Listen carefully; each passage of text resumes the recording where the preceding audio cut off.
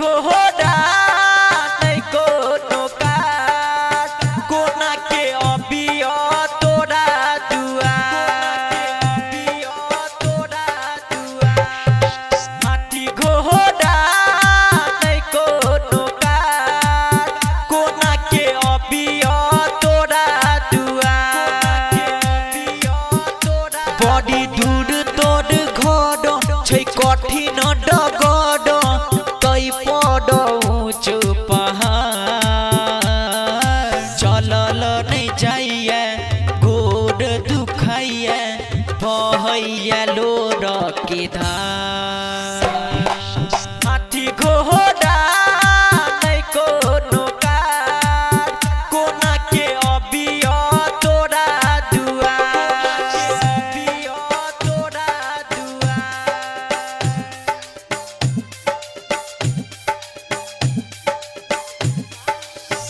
DJ Ajay मलमल हिला देला पूरे बिहार में।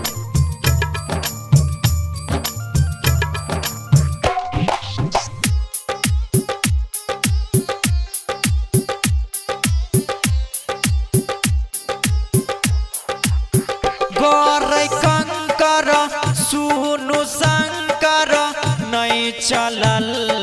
जाइए दुख होइए बाबा के ते नहीं कहल जाइए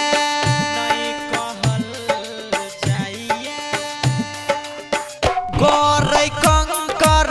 सुनु शंकर नहीं चलल जाइए दुख होइए बाबा के ते नहीं कहल जाइए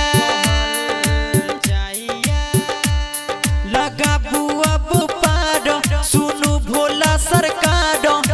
गेलो भरोसा हमार चलल नहीं जाइए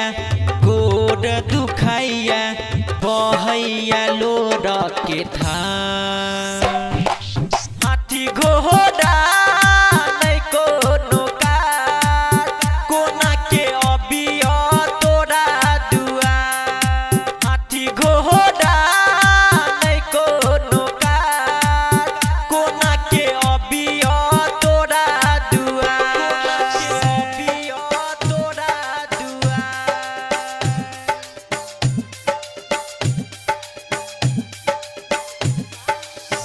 डीजे अजय मलमल हिला देला पूरे बिहार में।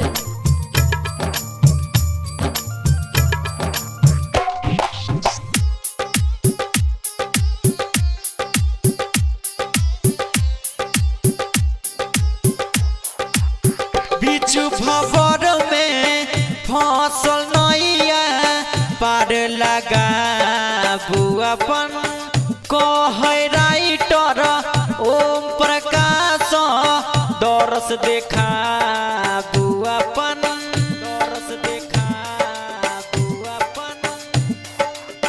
बिचु भवर में फसल नैया पार लगा